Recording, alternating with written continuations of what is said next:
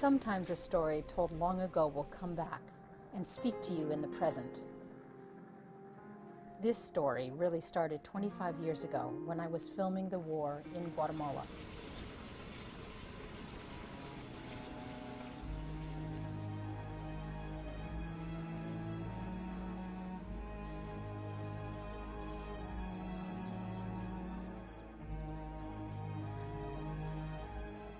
El genocidio en Guatemala se tiene que juzgar tarde o temprano.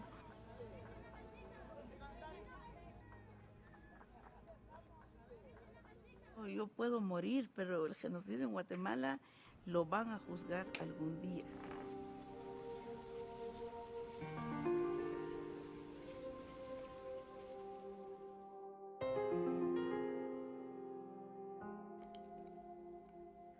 There's always been a silence about the violence that took place in Guatemala.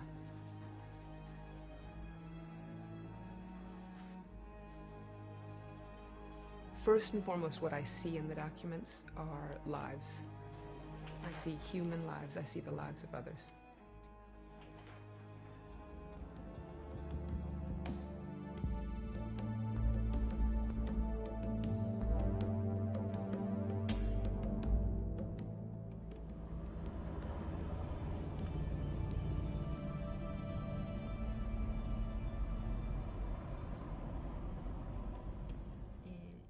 La palabra derechos humanos era, no sé cómo decir, pero cuando alguien habla sobre derechos humanos es como que hablara uno de su propia muerte.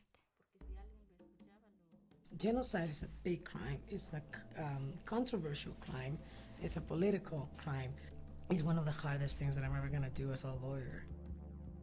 Almudena, the lawyer on the genocide case, asked me whether there was evidence in my old film to help convict the generals.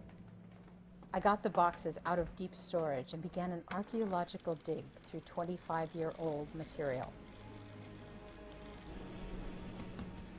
As I touched the rolls of film, the memories flooded back.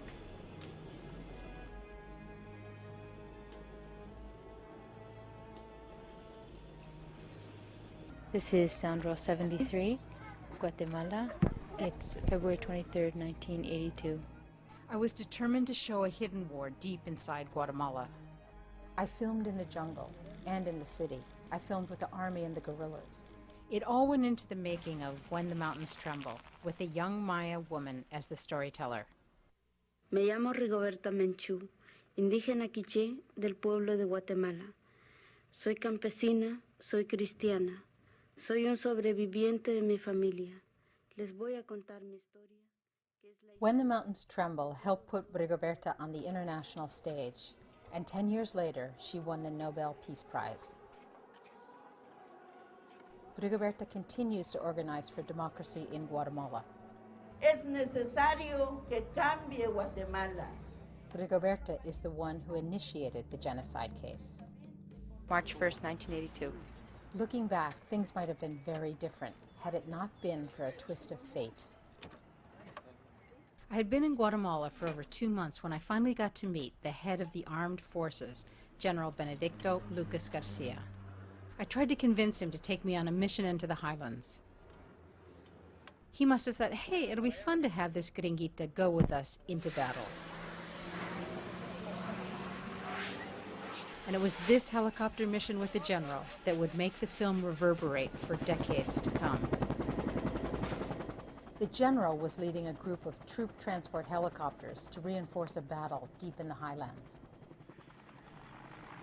As we approached the battle, we went down to take a closer look. That's when the guerrilla sharpshooters fired on us. The bullets hit the helicopter, and we went down. It was the closest I had ever come to my own death. This near-death experience created a bond between the general and me, and he allowed me to go out and film army operations. He never imagined at the height of his power that what I filmed back then might become evidence to convict him. As it turns out, we were shooting the only known film of the Guatemalan genocide. It wouldn't be until 20 years later that another kind of evidence emerged.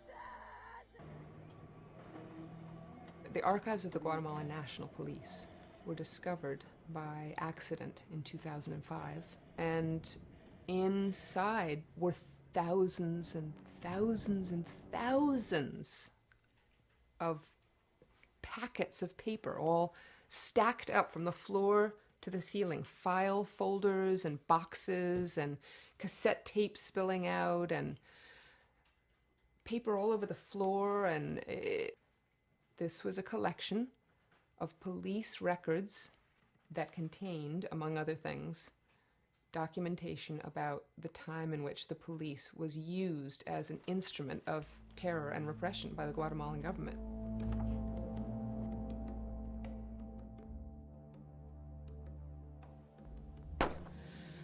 The fact is, when you want to make a case against someone, when you want to indict a dictator, you need evidence. And you can't build an entire case on witness testimony.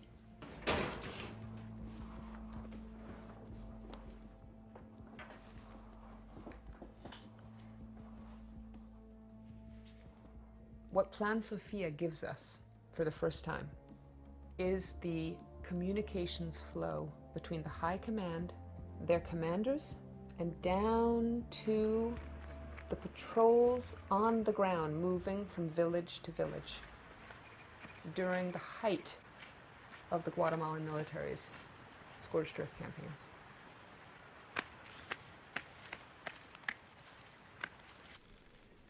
My search was also paying off. I found a piece of incriminating evidence in an interview I did with Guatemala's Commander-in-Chief, General Rios Montt. ¿Qué diría a los cargos que es el ejército que está masacrando campesinos en las áreas rurales? Diría que yo respeto la libertad de pensamiento. ¿Hay represión de parte del ejército? No hay represión de parte del ejército. El valor nuestro está en nuestra capacidad de poder responder a las acciones de mando. Eso es lo más importante. El ejército está en capacidad de reaccionar, porque si yo no puedo controlar al ejército, entonces, ¿qué estoy haciendo aquí? This is exactly what Almudena needed. The general had confirmed the chain of command. You have one of the defendants, the key defendant, Rios Montt, making sort of like, making statements that confirm and corroborate some of the allegations against the military and against himself.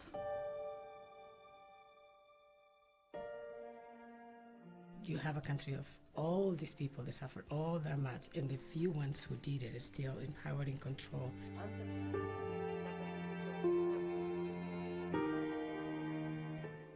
Everything that you do in Spain has a repercussion in Guatemala. There's a lot of people implicated that can eventually face trial. When the Mountains Tremble may add the layer of evidence that convicts these monsters. It's one more grain of sand, one more granito, a concept I first heard while in the mountains with the guerrillas.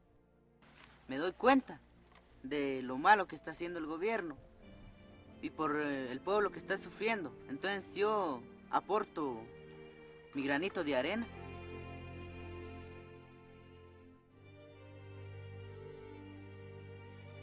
¿Qué significado tiene granito de arena? Es una frase profundamente humilde. Simboliza el hecho de que yo no puedo cambiar las cosas, pero puedo ayudar a cambiar. Para mí no hay héroes, no hay uno más héroe que otro. Simplemente cuando uno le toca en la piel hacer algo, no tiene opción.